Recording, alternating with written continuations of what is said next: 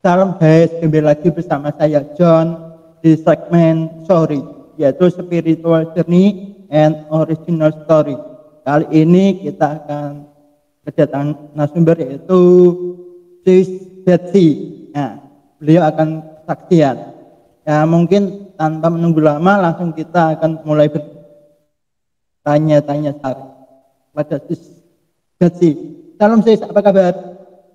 Shalom, puji Tuhan kabar baik. BTW lagi sibuk apa nih? Kalau sekarang sih sibuknya pelayanan, terus biasanya ngajar anak-anak PAUD gitu. Oke, mungkin sebelum kita lebih lanjut sharingnya, saya bisa awali dengan doa ya, supaya sharing kita ini menjadi berkat dan khususnya nama Tuhan yang dipermuliakan. Mari kita berdoa. Tuhan, kami bersyukur atas segala yang kau berikan. Tuhan, biarlah melalui sharing pada hari ini sesuatu yang memuliakan namamu, dan jauhkan dari sesuatu yang tidak berkenan di hadapanmu Tuhan, dan biarlah Engkau sendiri yang memimpin menyertai dari awal pertengahan hingga akhirnya. Kau jaga jaringan kami Tuhan supaya berjalan dengan lancar, dan kami percaya Tuhan Engkau juga akan pakai alat-alat kami sehingga bisa kami pakai untuk melayani Engkau dan menjadi berkat bagi sesama kami Tuhan. Tuhan, kami sudah berdoa dan mengucap syukur. Haleluya, amin. Waktu selanjutnya saya serahkan Sis Betty untuk kesaksian. Nanti selama kesaksian saya akan turun di backstage supaya nyaman kesaksiannya. Dan jangan lupa nanti sebelum kesaksian perkenalan dulu. Oke, waktu dan tempat saya persilakan, saya tak turun di backstage. Oke. Puji nama Tuhan, Shalom. Perkenalkan, mas saya Betsy Akundani, saya biasa disapa Betsy atau biasa juga disapa dengan Eci gitu loh. Jadi kali ini saya berasal dari Toraja, Sulawesi Selatan, tapi saya tinggalnya di Palopo. Saya juga ada suku Mamasanya gitu. Mungkin teman-teman masih ada yang nggak tahu, tapi pasti ada juga lah yang tahu karena sekarang itu daerah Toraja sudah daerah yang udah mulai naik-naik lah gitu karena sudah mulai banyak dikenal oleh masyarakat. Jadi kali ini saya bersyukur karena saya bisa diberikan waktu untuk menyaksikan kebaikan Tuhan, menyaksikan hal-hal yang luar biasa yang Tuhan kerjakan dalam setiap kehidupan saya dari sejak saya ada sampai saat ini. Saya masih ada sampai detik ini semuanya karena anugerah Tuhan. Dan puji Tuhan, saya bersyukur karena bisa bertemu dengan Kak John lewat media sosial, bisa bisa bersama-sama saling kenalan satu sama yang lain, ya kenalan secara singkat dan mengajak untuk bisa broadcast bersama-sama dan kita mau menceritakan bahwa kebaikan Tuhan itu nggak ada habis-habisnya. Dan kali ini saya ingin bercerita menyaksikan kebaikan Tuhan itu tentang menghargai kesempatan. Jadi kesempatan itu kadang-kadang kita bilang nggak selamanya ada kesempatan. Kalau kalau kalau semuanya orang bilang kayak gitu, saya sih setuju ya. Nggak semuanya kesempatan bisa kita terima, nggak semuanya kesempatan bisa orang lain eh, apa namanya ya? Nggak semuanya orang lain mau pakai gitu loh. Nggak semua orang lain mau jadikan sebagai peluang yang besar. Saya ingin baca Alkitab dulu di dalam Kolose pasal yang ketiga, ayatnya yang ke-23. Apapun juga yang kamu perbuat, perbuatlah dengan segenap hatimu seperti untuk Tuhan dan bukan untuk manusia.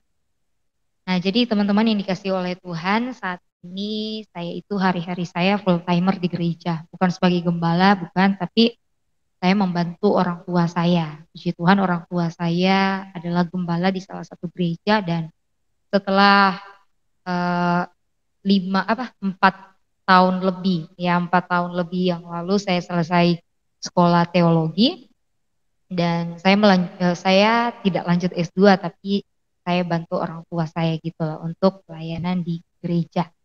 Jadi saya full timer, saya melayani, puji Tuhan semuanya bisa saya handle ya. Terus untuk kesehariannya itu saya mengajar anak-anak PAUD, anak-anak yang umurnya 3 tahun, 4 tahun, dan mungkin tahun ini kita akan buka yang 6 tahunnya gitu, 5 sampai 6 tahun. Doa ini ya teman-teman. Oke, kembali langsung ke pertanyaan. Kan tadi saya mendengarkan bahwa banyak hal yang dihadapi oleh Sis Betsy. Mungkin kalau sebagai manusia, ya apa yang namanya manusia pastilah pernah, hampir semua manusia pernah bertanya-tanya pada Tuhan, kenapa kok hidupku seperti ini? Kenapa ya Tuhan bahwa saya di posisi seperti ini? Karena kadangkala kita manusia itu tidak mengerti yang terbaik buat kita, hanya tahu yang baik, tapi Tuhan itu tahu yang terbaik buat kita. Makanya kadangkala kita itu dibawa Tuhan ke sesuatu yang di luar ekspektasi kita, sehingga kita itu seringkali bertanya-tanya pada Tuhan, dan kalau kita kelamaan nggak paham itu berujung kita kecewa sama Tuhan. Pernah nggak Betsy sampai bertanya-tanya pada Tuhan, kenapa hidupku seperti ini, karena banyak hal yang dihadapi, atau pernah nggak sampai kecewa sama Tuhan? Kalau misalnya mau bilang kecewa sama Tuhan, kayaknya enggak lah gitu. Tapi hanya sedih saja sih, bukan kecewa berlebihan. Tapi cuman bilang sama Tuhan, Tuhan kok bawa saya ke proses yang dimana saya jadi hamba Tuhan kayak enggak dihargai gitu loh, ya kan? Enggak dihargai. Jadi ada perasaan dimana kayak ngeluh gitu kan, dimana kayak jengkel lihat ini orang udah diajar kok malah tambah kurang ajar gitu kan. Jadi kadang-kadang kita sebagai hamba Tuhan itu kayak bilang kayak begini, ini orang nggak bersyukur ya bisa terima firman Tuhan, orang di luar sana sembunyi-sembunyi mau terima firman Tuhan, tapi ini orang udah di depan mata diajarin firman Tuhan, udah kayak disuapin lagi tuh ceritanya ya kan, dikasih minum lah dengan tangan kita sendiri, tapi kadang-kadang nggak dihargai. Kadang kalau kita beritakan kebenaran, kadang dianggap kayak begini, pasti saya nih yang disinggung, pasti saya nih yang disinggung, ya kan? Terus saya bilang kayak begini, ini kan firman Tuhan, bukan untuk menyinggung, tapi firman Tuhan kan memang datang untuk mendidik, mengajar, memperbaiki apa yang buruk, ya kan? Jadi dari situ saya kadang bilang, Tuhan kok bawa saya ke sini ya, Tuhan kok bawa ke kampung sendiri ya, Tuhan kok bawa ke sini, maunya saya tuh di luar gitu loh, nggak di kampung sendiri. Tapi saya pernah baca ayat di dalam Yesus, saya lupa ayatnya.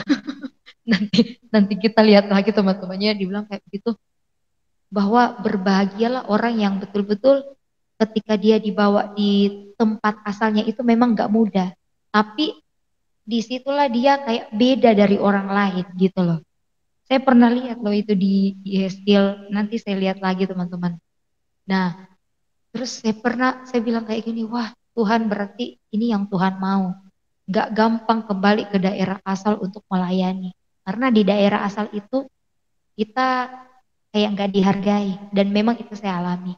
Dan waktu pas saya baca ayat itu saya benar-benar menangis sama Tuhan. Tuhan ternyata ini yang Tuhan mau. Dan saya bilang belum tentu yang saya alami saat ini akan menguatkan saya ketika saya ada di tempat yang lain gitu. Beda lagi prosesnya kalau saya di tempat yang lain. Tapi karena Tuhan udah bawa di tempat ini, di tempat asal saya, ya itulah proses yang luar biasa itu yang harus dialami. Dan saya kembali lagi saya bilang nggak perlu lah kayaknya untuk kecewa sama Tuhan, karena kalau misalnya untuk mau kecewa sama Tuhan, waduh yang ada mungkin Tuhan bilang berhenti saja lah kau jadi hambaku. Gitu sih Kak. Mungkin di sini ada teman-teman nanti yang menonton, pas posisi dia menonton ini lagi mempertanyakan banyak hal pada Tuhan, dan mungkin juga ada dari antara mereka yang sedang mulai mungkin meragukan Tuhan, kekuasaannya, kebaikannya, bahkan juga dari antara mereka mungkin ada yang hampir kecewa sama Tuhan dan mau kecewa sama Tuhan dan menyalahkan Tuhan. Mungkin ada sesuatu yang mau disampaikan oleh Sis Betsy kepada teman-teman yang lagi ngalami seperti ini? Oke.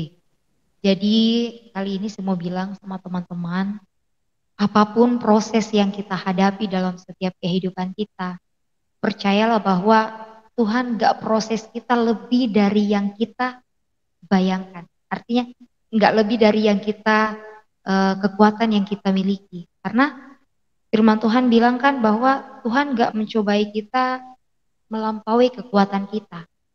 Kalau Tuhan proses kita, artinya Tuhan bilang bahwa kamu mampu untuk lewati itu, ya kan?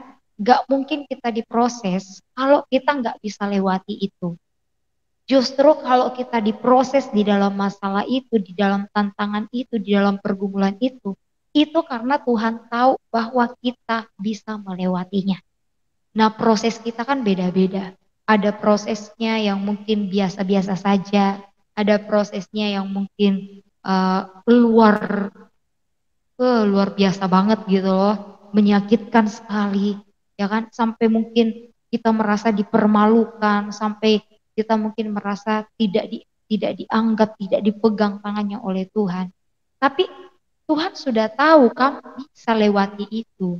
Tapi kadang-kadang ada orang yang menyerah, katanya dia nggak sanggup, dia nggak kuat, ya kan? Itu kan hanya pikirannya, dia nggak serahkan sepenuhnya sama Tuhan. Coba kalau misalnya dia serahkan sepenuhnya sama Tuhan, dia berdoa sungguh-sungguh sama Tuhan, dia tekun merenungkan firman Tuhan, percayalah, dia akan bisa lewati semuanya itu dengan Tuhan. Kita nggak bisa lewati semuanya itu dengan diri kita sendiri, kita nggak bisa lewati semuanya itu hanya dengan curhat dengan orang lain, tidak. Sekalipun kita curhat sama orang lain, tetap kekuatan itu berasal dari Tuhan. Ya, kekuatan itu berasal daripada Tuhan. Jadi teman-teman, apapun masalah yang kalian hadapi pada saat ini, proses apapun yang Tuhan sedang kerjakan, ingat kalian mampu, kalian kuat, kalian pasti hebat untuk melewati semuanya itu. Jadi teman-teman yang dikasih oleh Tuhan, jangan takut menghadapi apapun di depanmu karena tangan Tuhan ada di situ untuk meraihmu, untuk menggapaimu, menolongmu sehingga kau bisa mampu keluar dari masalah itu. Ketika kau keluar dari masalah itu, engkau akan melihat bahwa pertolongan Tuhan itu besar, keajaiban Tuhan itu besar. Karena tanpa proses kita nggak bisa naik level, tanpa proses kita tidak bisa melihat kebaikan Tuhan. Oke, lanjut ke pertanyaan. Setiap manusia ketika sebelum ikut Tuhan dan melayani Tuhan itu pasti memiliki kebiasaan yang lama yang mungkin dikatakan buruk. Ketika mereka memulai menjadi pelaku firman Tuhan dan menjadi hamba Tuhan, menjadi pelayan Tuhan, mereka meninggalkan sesuatu yang buruk yang dulunya. Otomatis itu ada prosesnya sendiri dan ada caranya sendiri mereka melakukan semuanya itu. Nah, saya percaya ketika Betsy ketika sebelum meresponi panggilan Tuhan dan melayani Tuhan dengan sungguh-sungguh pasti pernah memiliki yang namanya kebiasaan yang bisa dikatakan buruk atau negatif, dan ketika sudah meresponi panggilan Tuhan dan melayani Tuhan, ya kebiasaan itu mulai dikikis dan dihilangkan. Pertanyaannya, gimana caranya atau apa yang dilakukan untuk mengikis itu atau menghilangkan itu? Karena saya percaya yang namanya kebiasaan yang lama mau dibuang itu susah. Ya, saya pengen tahu prosesnya gimana yang lagi dihadapi oleh Betsy untuk menjadi pelaku firman Tuhan atau menjadi hamba Tuhan. Oke, jadi saya itu dulunya punya kebiasaan buruk itu sering cemburu, sering iri hati, dan cepat sakit hati. Penyakit hati semua. Nah, jadi kalau misalnya sesuatu yang kayak cemburu sama teman-teman gitu kan, nah, teman saya lebih pintar, teman saya lebih cantik. Saya kan dulunya ini sering diejek itu hidungnya pesek gitu kan. Jadi kayak body shaming. Jadi saya kadang-kadang nggak terima. Ih, kok saya begini ya hidungnya? Kadang saya ngaca sendiri. Ini hidung saya kenapa? Diinjak diinjak kebo atau gimana? Jadi kan rasanya tuh kayak rasa cemburu, rasa sakit hati ketika ada orang yang body shaming gitu kan. Apalagi kalau body shaming ini bukan cuma teman dekat kita, tapi keluarga dekat kita gitu loh. Jadi ya namanya juga orang yang belum mengalami yang namanya pembaharuan gitu kan. Pembaharuan roh, pembaharuan akal budi. Aduh, pokoknya kadang-kadang merasa diri ini kok saya bisa begini ya, kok saya bisa begini terus. Pokoknya cemburu lah, iri hati. Terus saya juga pernah yang namanya ya sakit hati lah ketika disakiti. Terus misalnya kalau tiba-tiba orang lakukan sesuatu yang tidak saya mau, saya kadang-kadang sakit hati, saya kadang jengkel. Pokoknya penyakit hati itu yang menguasai saya kadang-kadang dulu. Saya nggak sabar. Pokoknya saya ini kadang kayak marah sendiri gitu loh. Marah sendiri. Mau dibilang mau pukul orang sih nggak sampai melakukan kekerasan fisik, tapi pendam jadinya kayak akar pahit gitu loh, kepahitan sama orang-orang di sekeliling bahkan keluarga sendiri gitu. Dan pada saat itu saya ini selalu ikut ikut ibadah di dekat sekolah saya gitu, saya berdoa, saya selalu ikut doa, saya selalu ikut puasa gitu kan, terus banyak pengajaran-pengajaran firman Tuhan yang saya dengarkan. Dan di situ kan kita juga diajarkan tentang pemulihan hati, kita diajarkan tentang bagaimana caranya kita menjadi anak-anak Tuhan yang berdampak. Dan di situ saya banyak belajar, saya terberkati di pelayanan gereja itu. Dan kemudian waktu itu saya buka-buka lemari, lemari papi saya gitu kan, terus saya buka, saya dapat bukunya Pak Jarod Wijanarko, ya kan, saya dapat buku tentang pemulihan hati. Saya baca itu buku dari awal halaman pertama bahkan sampai penerbitnya pun saya baca siapa, ya kan? Saya baca sampai yang terakhir. Pokoknya isinya itu buat saya menangis, buat saya betul-betul, wah ternyata ini yang Tuhan kerjakan dalam hidup saya. Banyak sekali hal-hal yang di dalam buku pemulihan hati itu yang membuat hati saya itu berubah. Karena yang ada di dalam buku pemulihan hati itu semua yang saya alami. Jadi dari buku itu membuat saya betul-betul, Tuhan ampuni saya selama ini saya melakukan apa yang Tuhan tidak kehendaki, saya menyimpan apa yang Tuhan tidak kehendaki. Bagaimana saya bisa menjadi berkat kalau saya sendiri menyimpan yang namanya pahitan, kebencian, ya kan? Nah, kalau misalnya saya belajar dari sini sih, makanya saya bilang lewat apapun Tuhan bisa mengubah kita. Saya nggak pernah bertemu sama pendeta Jarod, tapi lewat bukunya, buku rohaninya itu betul-betul membuat saya bisa berubah, bisa melepaskan yang namanya pengampunan, bisa melepaskan yang namanya eh, pemulihan, ya kan? Saya akhirnya bisa mengalami pemulihan yang luar biasa, bisa mengalami yang namanya kedamaian hati, sukacita, dan berawal dari situ saya tidak mudah lagi untuk sakit hati. Kalau ada sesuatu, saya doakan aja ke Tuhan. Tuhan tolong jangan sampai ini menimbulkan akar pahit. Karena saya udah rasakan bagaimana kalau misalnya kita hidup dalam kebencian. Gak ada sukacita. Itu teman-teman. Itu Kak. Oke, setiap manusia ketika menjalani kehidupan itu pasti ada tantangannya masing-masing. Setiap orang ketika menjalani kehidupannya itu memiliki tantangannya masing-masing, berbeda satu dengan lainnya. Saya mau bertanya, ketika Sis Betsy menjalani kehidupannya pada saat ini, apa yang menjadi tantangan dan godaannya? Eh, Kalau untuk saat ini sih kayaknya lebih ke pelayanan. Pelayanan aja sih sebenarnya. Karena kalau misalnya tantangan-tantangan di dalam dunia pelayanan itu kan banyak sekali ya. Kita kan diuji sesuai dengan yang kita kadang-kadang kita kerjakan. Selain dari pribadi kita, kalau misalnya untuk ujian secara pribadi yang bagaimana-bagaimana, ya kalau saya pelajari sih untuk menguji kita itu kadang-kadang dari profesi kita masing-masing, dari panggilan kita masing-masing gitu loh. Kayak saya kan, saya sebagai hamba Tuhan bahwa nggak mudah melewati semuanya itu, apalagi kalau diperhadapkan dengan orang-orang yang kayak tidak tahu bersyukur, tidak tahu berterima kasih, ya. itu merupakan tantangan tersendiri yang mengajarkan saya untuk tetap sabar, untuk tetap berdoa bagi mereka. Karena Rasul Paulus saja ya kan, sekalipun mereka udah didera, mereka udah ditolak sampai dipenjarakan, tapi mereka tetap bersyukur, mereka tetap menulis surat loh untuk jemaat Tuhan. Masakan iya kita cuman kayak benir-benirnya kayak begini, kita tidak bisa melakukan itu bersama dengan Tuhan. Dan bagi saya sih kayaknya saya ada di level ini karena Tuhan tahu bahwa saya mampu lewati semuanya ini. Gitu, Pak.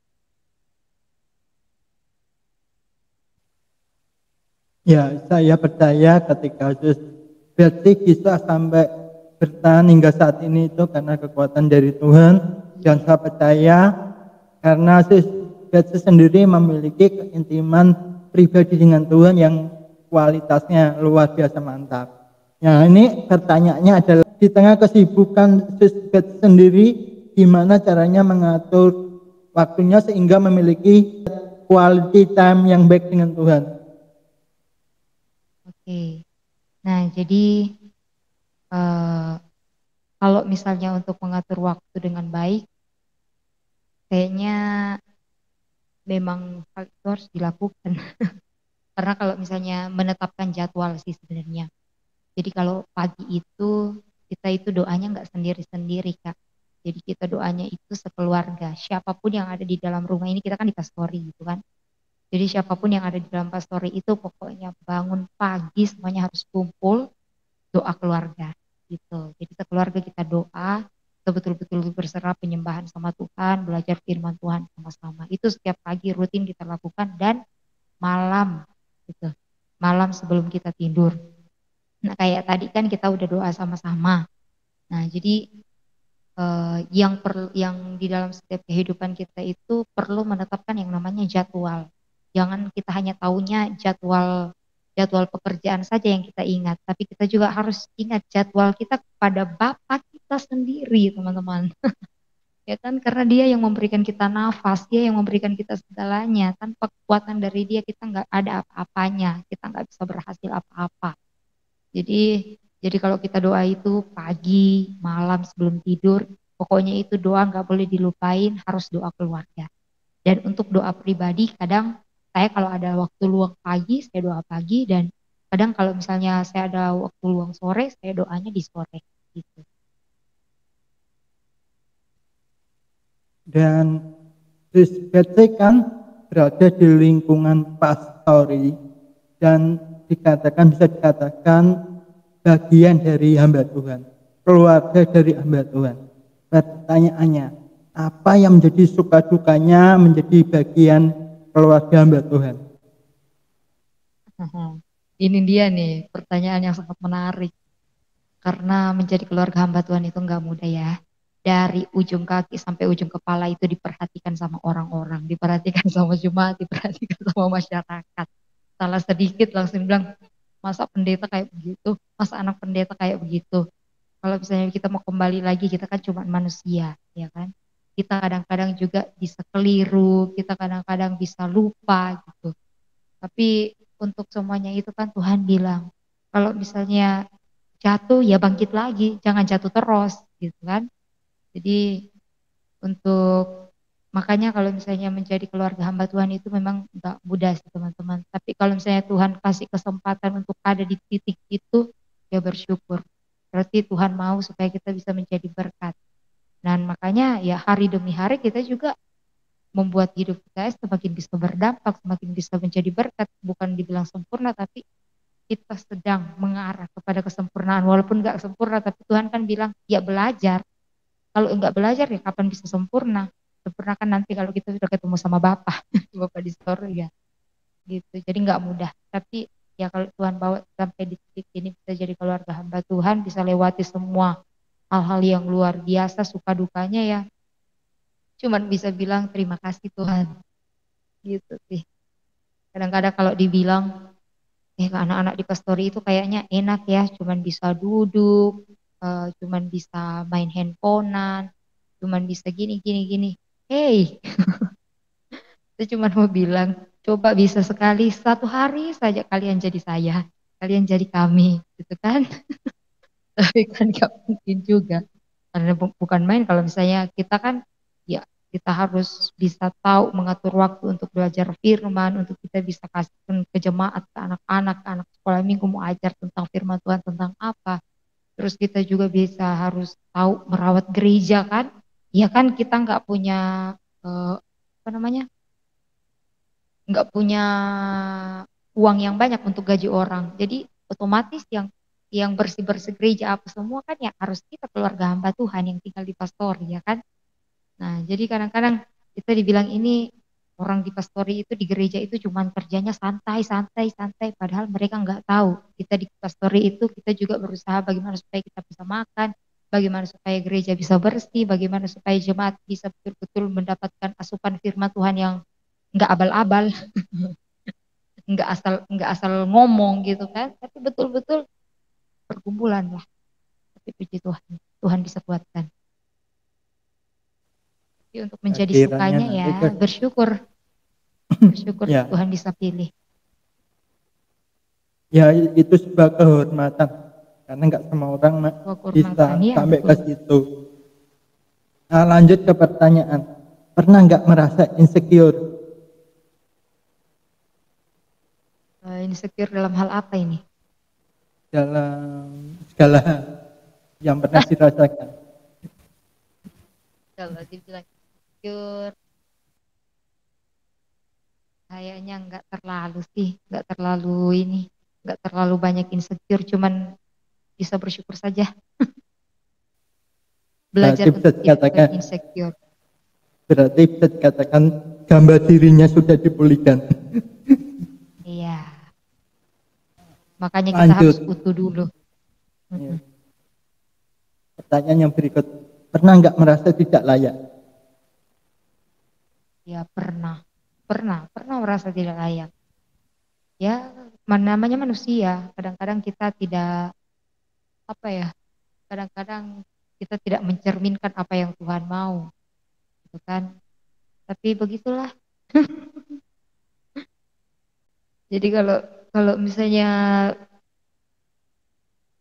dibilang yang kayak tadi bilang kita kayak merasa diri nggak layak, mungkin itu lebih ke dulu sih ya. Lebih ke dulu ketika kita betul-betul hidupnya kayak misalnya cara kita tidak sopan, cara bertindak kita tidak sopan, cara kita memperlakukan orang lain tidak sopan. Ya, kadang hal itu yang membuat membuat diri kita merasa tidak layak. Tapi ya semakin kesini sih semakin mengerti, semakin tahu bahwa kita ini sudah dilayakkan oleh Tuhan. Untuk apalagi kita mau kembali lagi ke masa-masa yang dulu gitu loh. Jadi itu sih Kak. Oke, lanjut ke pertanyaan berikut. Pertanyaan yang berikut adalah, saya pengen tahu nih, dari kacamatanya Sis Betsy sendiri, karakter dan pribadi Tuhan Yesus itu seperti apa sih menurut Sis Betsy? Kalau menurut saya karakter pribadi Tuhan Yesus itu penuh kasih ya, penuh kasih.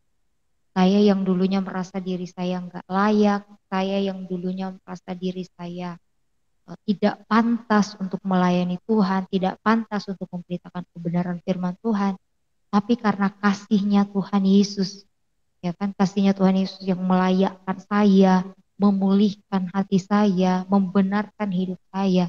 Akhirnya saya merasa bahwa wah Tuhan Yesus ini benar-benar ada ya. Tuhan Yesus ini benar-benar penuh kasih sayang. Dia itu sosok Bapa, sosok ayah yang luar biasa. Saat kita jauh, dia selalu tarik kita, dia selalu cari kita.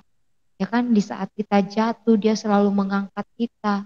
Di saat kita betul-betul nggak punya apa-apa, Tuhan selalu menyediakan gitu loh. Karena apa? Karena dia sangat mengasihi kita. Dia ini pribadi yang betul-betul penuh kasih. Dia ini mengasihi sekalipun terluka, ya kan? Sekalipun Yesus terluka tapi dia tetap mengasihi. Nah, kenapa saya bilang sekalipun Yesus terluka karena sekalipun Yesus ini menjadi korban atas dosa-dosa kita, itu kan karena Tuhan Yesus sayang. Dan sekalipun kita seringkali buat Tuhan Yesus kecewa, seringkali kita buat Tuhan Yesus menangis karena mungkin cara hidup kita, cara bicara kita, pikiran kita, tindakan kita, tapi dia tetap mau gitu loh nunggu kita, mau gitu loh terima kita, sinilah anakku, ayo kembali kepadaku. Dan itu menurut saya karakter Yesus, pribadi Yesus yang paling utama, yang betul-betul buat saya semakin salut, semakin cinta sama Tuhan Yesus. Karena itu saya mendapatkan kasih sayang yang luar biasa dari Tuhan. Dia pribadi yang penuh dengan kasih. Dia menyambut semua orang yang merasa dirinya nggak layak, tapi Tuhan layakkan.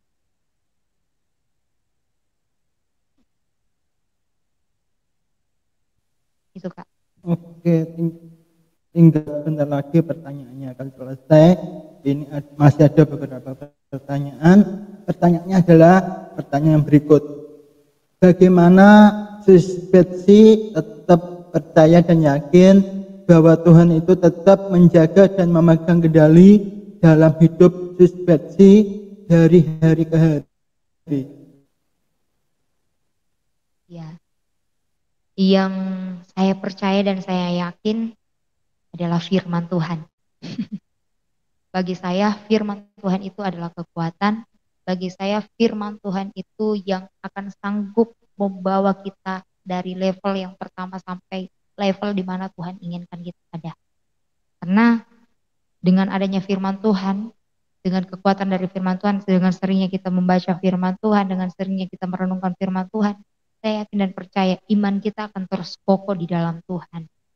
Apalagi kalau misalnya kita tambah dengan doa, dengan pujian, penyembahan kita sama Tuhan, percayalah, orang-orang yang seperti itu pasti nggak akan mudah untuk lari dari Tuhan, lari dari kebenaran. Karena orang-orang yang selalu merenungkan firman Tuhan, orang-orang yang selalu memegang firman Tuhan, pasti hidupnya itu tidak akan pernah mengecewakan Tuhan. Dia akan terus berusaha untuk bagaimana semakin hari hidupnya ini semakin serupa dengan Kristus. Gitu Pak. Jadi yang saya percaya, yang saya pegang, yang saya imani itu firman Tuhan. Ya sih, kalau manusia dalam menjalani kehidupan ini tanpa pegangan, khususnya pegangan firman Tuhan, tidak akan mudah untuk menjalani kehidupan ini, dan mereka pasti akan merasa berat hidup, karena memang ketika kita menjalani kehidupan ini, hidup ini tidak akan semakin mudah, tapi akan semakin sulit, semakin berat kalau kita tidak ada pegangan dalam menjalani kehidupan ini dalam Tuhan. Otomatis kita akan mudah sekali menyalahkan Tuhan dan bersungut-sungut. Tadi kan kita sudah sharing dan saya sudah bertanya pada Susiati tentang kekecewaan terhadap Tuhan. Tapi yang namanya manusia itu kebanyakan dari mereka, apalagi anak muda, itu mudah sekali kecewa pada sesamanya. Mudah kepahitan, mudah sakit hati, mudah kecewa. Nah, ini mungkin juga ada teman-teman yang lagi nonton yang mungkin saat ini dia lagi sakit hati, kecewa terhadap sesamanya, atau lagi kepahitan. Mungkin Sis Betsy bisa sharing bagaimana caranya memulihkan hati dari kekecewaan terhadap orang lain supaya akhirnya tidak menjadi kepahitan dan batu sandungan dalam menjalani kelanjutan hidup dan pelayanan. Dan apalagi tadi juga kan Sis Betsy sudah sharing kesaksian pernah mengalami seperti ini. Gitu. Oke, jadi kalau misalnya teman-teman ada yang mungkin sedang menaruh sakit hati pada saat ini, ya mungkin karena kalau misalnya sakit hati itu kan karena berbagai banyak hal ya. Kadang kita disakiti oleh teman kita, disakiti oleh keluarga kita sendiri, disakiti oleh orang-orang terdekat kita gitu kan. Tapi kalau kita mau kembali lagi ke firman Tuhan, bahwa kita itu dalam segala keadaan kita harus tetap bisa mengasihi sekalipun kita terluka. Tapi mungkin ada yang bilang, saya tidak pernah baca Alkitab, bagaimana saya harus mengasihi? Saya mau bilang bahwa kita harus ubah mindset kita. Kita harus ubah cara pemikiran kita gitu loh. Kalau orang yang pemikirannya dewasa, dia akan berpikir secara bijaksana. Karena saya katakan bahwa kalau misalnya untuk menjadi orang pintar, itu nggak cukup. kita harus bijak. Karena banyak orang-orang pintar yang nggak bisa mengampuni. Malahan banyak orang pintar yang taunya dia pintar menyusun rencana bagaimana caranya dia membalas dendam. Bagaimana caranya dia bisa bayar orang. Bagaimana caranya dia bisa melukai orang itu. Ya kan? Itu orang pintar. Tapi kalau orang bijak, dia akan berpikir 1000 kali untuk memikirkan hal itu. Kalau misalnya dia bisa bunuh orang ini, jangan nantinya saya akan begini. Kalau misalnya saya membalas orang ini, nantinya saya kayak gini.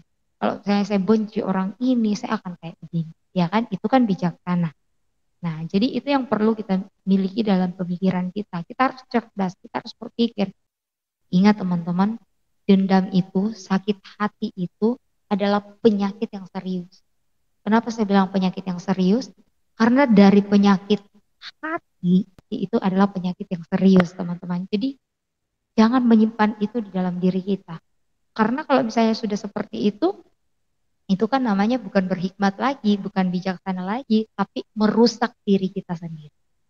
Jadi teman-teman, cobalah pikir baik-baik. Kalau misalnya kita menyimpan rasa sakit hati itu bukan cuman orang lain yang kita rugikan, tapi diri kita sendiri. Masa iya kita tidak sayang diri kita? Diri kita ini adalah dari Tuhan. Diri kita ini bukan milik kita sendiri, tapi milik Tuhan. Jadi kalau kita rusak apa yang menjadi milik Tuhan, nah itu urusan kita loh dengan Tuhan. Nah jadi itu teman-teman, jadi jangan menyimpan sakit hati itu lagi ya. Karena kalau menurut pengalaman saya pribadi sih, sakit hati itu benar-benar kayak membuat diri kita itu rugi. Karena apa? Kita nggak ada damai sejahtera, kita nggak ada sukacita, kita nggak ada gairah untuk memuji Tuhan, kita nggak ada gairah untuk melayani Tuhan. Kita lihat orang-orang di luar sana, sukacitanya luar biasa apa? Kita cuma taunya, orang itu kayak gini, orang itu kayak gini. Kita cuma taunya nyinyirin orang, nyinyirin orang, nyinyirin orang. Akhirnya apa? Kita nggak bisa mendapat bagian dalam kerajaan surga. Karena kita sendiri yang cari gara-gara. Makanya kalau ada orang yang lukai hati kita, ya cepat-cepat selesaikan. Kalau misalnya jadi orang yang gentle, temui orang itu. Selesaikan sama orang itu. Tapi jangan selesaikan pakai parang-parangan ya. Selesaikan dengan berhikmat. Makanya kalau kita anak-anak Tuhan, kita butuh hikmat. Hikmat itu dari mana, Kak? Ya hikmat itu minta dari Tuhan. Hikmat itu emangnya apa, Kak? Ya kita minta pengertian. Ya kan? Hikmat itulah yang akan buat kita mengerti apa yang harus kita lakukan. Hikmat itulah yang akan buat kita menjadi anak-anak yang bijaksana. Jadi ketika kita udah dapat nih apa yang harus kita lakukan, terus misalnya dia bilang, terus untuk mendapatkan hikmat bagaimana? Ya kita berdoa, ya kan? Kalau kita berdoa kita nggak dapat hikmat, itu bukan berdoa itu. Entah kamu mungkin doanya nggak sungguh-sungguh sama Tuhan atau bagaimana. Tapi kalau orang yang berdoa sungguh-sungguh sama Tuhan, saya percaya mereka akan dapat hikmat, mereka akan dapat kebijaksanaan yang luar biasa daripada Tuhan untuk menyelesaikan masalahnya. Makanya untuk menyelesaikan masalah ya temui orang itu. Mungkin memang nggak mudah, tapi kalau kamu minta roh kerendahan hati dari Tuhan, kamu dulu yang mau menyelesaikannya baik-baik, percayalah Tuhan pasti buka jalan, Tuhan pasti jamah hati orang itu untuk bisa selesaikan masalahmu dengan dia. Bicarakan baik-baik, apakah benar begini, apakah benar kamu menjelek-jelekan saya, atau apakah saya sudah menyakiti kamu. Pokoknya tanyakanlah semuanya sampai semuanya terkuak. Sampai di satu titik ketemulah masalah itu, selesaikan. Dan ya kalau bisa berdoa sama-sama supaya semuanya jadi baik. Ya kan, kalau sudah jadi baik kan jadinya enak, jadinya indah, jadinya aman, jadinya tentram. Gitu. Jadi buat teman-teman jangan simpan sakit hati, tapi belajarlah untuk menyelesaikannya itu dengan bijaksana. Satu lagi yang ketika kita memelihara yang namanya kepahitan sakit hati itu bikin ribet hidup. Kenapa kok bisa dikatakan bikin ribet hidup? Nah, mungkin kalau kita mau keluar rumah tiba-tiba ketemu orang yang bikin kita jengkel, masa kita nggak jadi keluar rumah? Itu kan meribetkan diri sendiri, merepotkan diri sendiri. Mungkin yang kedua, ketika kita mungkin sudah di luar rumah di mana gitu, tiba-tiba di jalan ketemu orang yang bikin kita sakit hati, masa kita mau balik arah, mau sembunyi? Nah, apalagi kamera di mana-mana. Kalau kita ketangkap kamera, kelagaknya aneh menghindari seseorang, terus diviralkan kan kita sendiri yang akan malu gitu. Dan memang kerugiannya yang lain betul seperti tadi yang dikatakan oleh Sis Betty adalah kita kehilangan damai sejahtera, kehilangan sukacita. Ingat, hidup ini cuma sekali. Hidup cuma sekali, masa dipenuhi dengan kepahitan sakit hati. Ya, hidup cuma sekali, ya harus dinikmati, hidup penuh damai, penuh sukacita.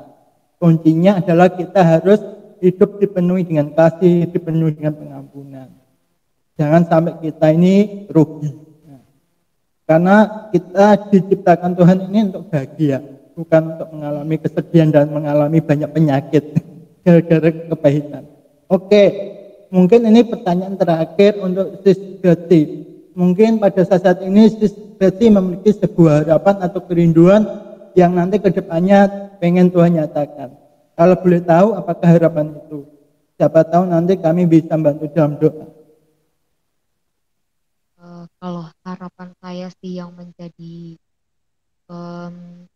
pergumulan yang paling berat dalam dunia pelayanan bagi saya itu pembangunan gereja.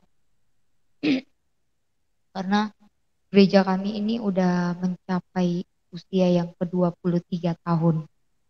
Tapi sampai saat ini saya bukan tidak bersyukur tidak, tapi belum rampung sama sekali. Bahkan maksudnya pastori pun belum rampung dengan sepenuhnya gitu loh. Jadi setiap tahun kita pembangunan sedikit demi sedikit.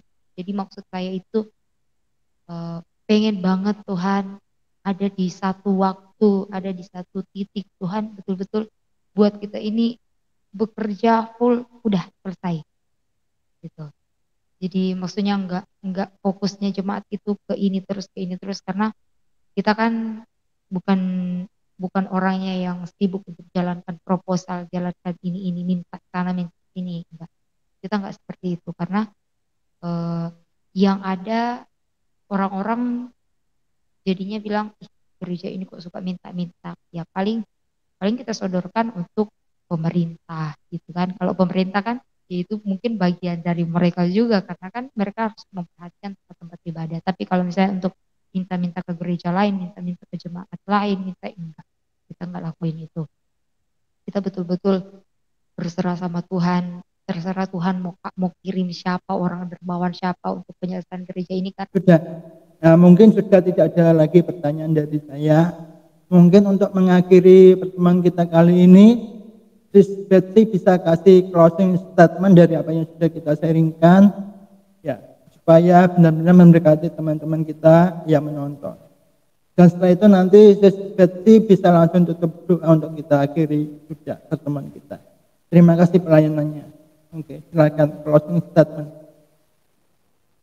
Oke, jadi di akhir kesempatan ini saya cuma mau sampaikan bahwa tetap semangat dalam menjalani kehidupan ya, karena hidup yang Tuhan berikan ini adalah kesempatan untuk menjadi berkat, kesempatan untuk menyenangkan hati Tuhan, dan kesempatan untuk melayani Tuhan. Karena itu berikan hidup kita sepenuhnya untuk Tuhan, bukan untuk hal-hal dunia. Karena sekalipun Tuhan tempatkan kita di pekerjaan-pekerjaan yang sekular, ingat semuanya itu untuk menyenangkan hati Tuhan. Jadilah berkat dimanapun Tuhan tempatkan kita untuk bekerja, jadilah berkat dimanapun Tuhan tempatkan kita untuk melayani, karena di kesempatan itu Tuhan melihat sesuatu yang luar biasa, potensi yang luar biasa dalam kehidupan kita.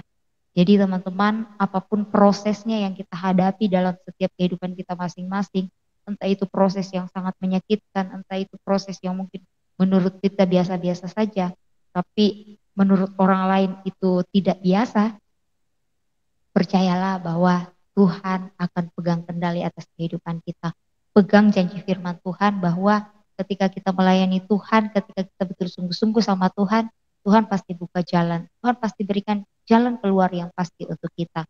Karena segala sesuatu yang kita hadapi dalam berbagai kesempatan yang Tuhan berikan, segala proses yang Tuhan izinkan terjadi di dalam kesempatan itu, ingatlah bahwa Tuhan sudah memberikan kita kekuatan untuk bisa melewati semuanya itu. Jadi tetap percaya pada janji Tuhan, karena masa depan kita ini bukan masa depan yang suram, tapi masa depan kita ini sungguh ada dan segala yang menjadi harapan kita itu tidak akan hilang. Jadi buat teman-teman, apapun yang kita perbuatlah untuk Tuhan, hargai apa yang Tuhan sudah berikan, hargai yang Tuhan sudah percayakan, supaya hidup kita ini betul-betul dikenan oleh Tuhan. Tuhan Yesus memberkati. Oke, silakan tutup dan doa untuk kita akhiri juga teman kita. Oke, baiklah teman-teman, untuk mengakhiri sharing kita pada malam hari ini, biarlah sharing ini boleh menjadi berkat buat kita semua, boleh menjadi kekuatan bagi kita semua, dan mari kita tutup dalam doa. Kita berdoa. Segala pujian syukur Tuhan kami angkat ke hadapan hadirat-Mu. Terima kasih atas malam hari yang indah ini. Tuhan telah membawa kami ke titik di mana Tuhan ingin memberitakan kebenaran firman Tuhan kepada banyak orang. Bapak, biarlah sharing kami pada malam hari ini dapat memberkati setiap kehidupan kami, dapat mengubahkan kami, dapat memulihkan setiap hati kami. Bapak, kami bersyukur buat setiap kesempatan yang Tuhan izinkan di dalam setiap kehidupan kami. Tuhan percayakan bagi kami, ajar kami Tuhan untuk tetap kuat menjalani setiap proses yang ada di dalam setiap kesempatan yang Tuhan telah hadirkan bagi kami, baik dalam kesempatan Tuhan mengizinkan kami bekerja, baik dalam kesempatan Tuhan izinkan kami untuk melayani. Dalam proses-proses yang kami hadapi, Tuhan tolong kuatkan kami, berikan kami kemampuan, berikan kami damai sejahtera, berikan kami ketenteraman untuk menjalani semuanya itu Tuhan, agar hidup kami terus berdampak bagi banyak orang, dan hidup kami terus menyenangkan hati-Mu Bapa. Jikalau ada benih-benih kebencian, benih-benih sakit hati dalam setiap proses yang kami alami, Tuhan tolong di dalam nama Yesus berikan kami kekuatan untuk mengampuni orang-orang yang menyakiti kami, untuk mengampuni orang-orang yang mengecewakan kami Tuhan, dan biarlah kami boleh melihat mujizat demi mujizat yang Tuhan kerjakan di dalam setiap kehidupan kami. Terima kasih Tuhan, terima kasih Bapa. Biarlah sharing kami pada malam hari ini Tuhan memberkati kami, mengajarkan kami untuk selalu menghargai kesempatan yang Tuhan anugerahkan bagi kami.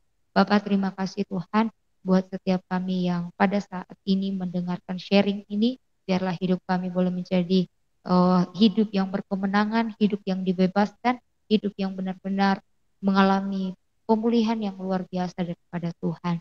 Berkati kami semua, kuatkan kami semua Tuhan. Berkati Tuhan Kak John yang pada saat ini sudah memimpin kami dalam kegiatan sharing ini Tuhan. Berkati pelayanannya, berkati pekerjaannya, kesehariannya. Biarlah ia terus menjadi pribadi yang bisa menjangkau, membawa banyak jiwa untuk bersaksi bagi Tuhan. Terima kasih Bapak, terima kasih Roh Kudus buat malam hari ini kami bersyukur. Biarlah Tuhan apa yang kami boleh terima, boleh kami lakukan di dalam setiap kehidupan kami. Terpujilah nama-Mu Tuhan, hamba-Mu bersyukur dan hamba berdoa dalam nama Yesus. Haleluya. Amin. Amin. Terima kasih teman-teman yang sudah menonton. Terima kasih teman-teman yang sudah mendengarkan. Terima kasih Sis Betty yang sudah sharing, yang sudah kesaksian. Tuhan Yesus memberkati. See you next time. GPU. Let it